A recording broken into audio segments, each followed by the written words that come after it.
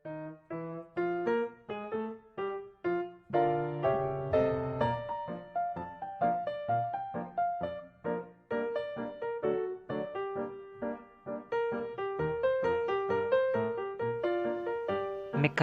penguatan pada material logam merupakan hubungan antara pergerakan dislokasi dan sifat mekanik dari logam. Kemampuan suatu material logam untuk diubah secara plastis tergantung pada kemampuan dislokasi untuk dapat bergerak. Dengan mengurangi pergerakan dislokasi, kekuatan mekanik dapat ditingkatkan, di mana disebabkan energi mekanik yang dibutuhkan untuk membuat deformasi plastis akan semakin besar. Dan sebaliknya, apabila pergerakan dislokasi tidak ada yang menahan, logam akan lebih mudah untuk terdeformasi.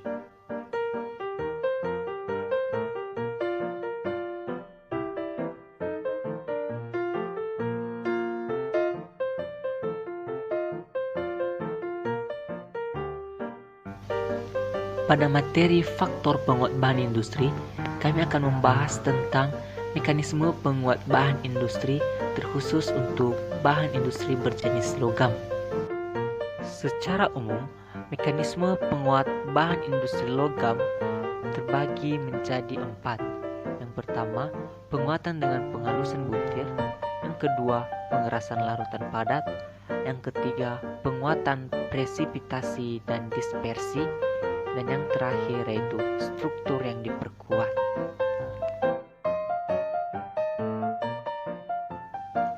Penghalusan butir adalah salah satu cara yang efektif bagi penguatan yang dihasilkan dengan menghalangi pergerakan dislokasi di sekitar batas butir.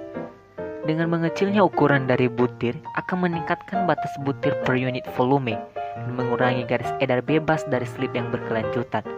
Pergerakan selanjutnya membutuhkan tegangan yang tinggi untuk membuka atau menghasilkan suatu dislokasi baru pada butir berikutnya.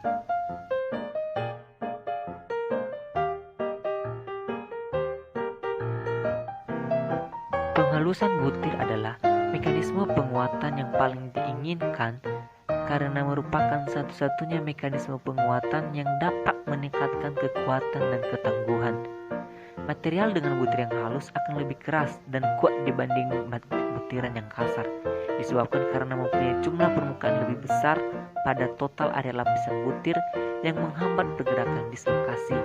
Penurunan ukuran butir biasanya lebih baik dalam meningkatkan ketangguhan.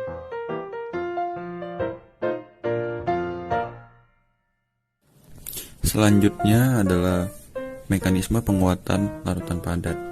Mekanisme lainnya dari penguatan material adalah dengan menggunakan atom lain yang disisipkan atau mengganti salah satu atom dalam unit sel.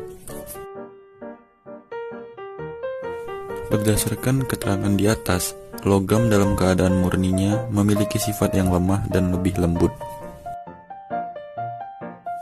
Dengan ditambahkannya atom lain yang disisipkan atau digantikan, maka kekuatan dan kekerasan dari suatu material akan lebih besar dibanding dalam keadaan murninya.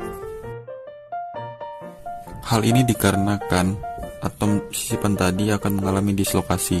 Ukuran atom yang kecil dan besar yang terlarut akan menurunkan energi renggangan. Atom sisipan yang berukuran kecil akan menurunkan energi renggangan tekan, sedangkan atom sisipan yang berukuran besar akan menurunkan energi renggangan tarik. Semakin banyak terdapat atom sisipan tadi, maka energi renggangan lama-kelamaan akan hilang dan dislokasi juga semakin kecil hingga hilang. Berikut adalah representase dari kehadiran atom lain yang berukuran besar. Pada bagian A adalah representase renggangan tekan yang dikenakan pada atom inang oleh atom pengotor substitusi yang lebih besar. Dan pada bagian B adalah kemungkinan lokasi atom pengotor yang lebih besar relatif terhadap dislokasi tepi sedemikian rupa, sehingga ada pembatalan sebagian renggangan kisi dislokasi pengotor. Selanjutnya adalah representasi dari kehadiran atom lain yang berukuran kecil.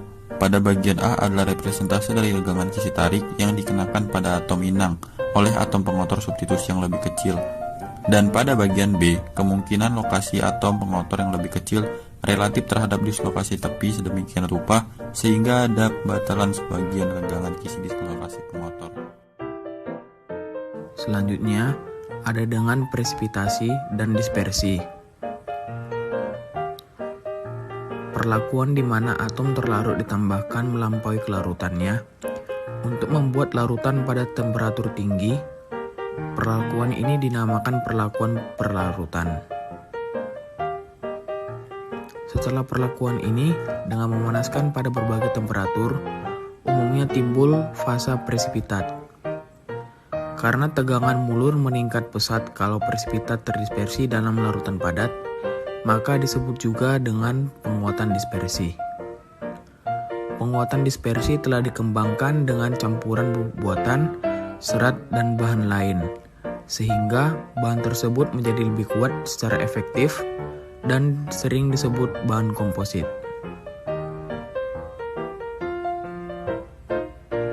Selanjutnya, ada struktur yang diperkuat.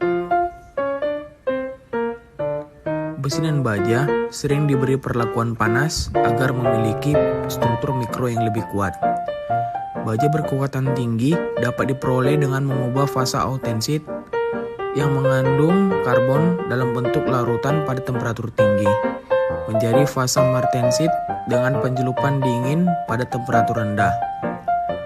Martensit adalah larutan padat karbon yang dipaksakan dengan mempunyai kisi tetragonal.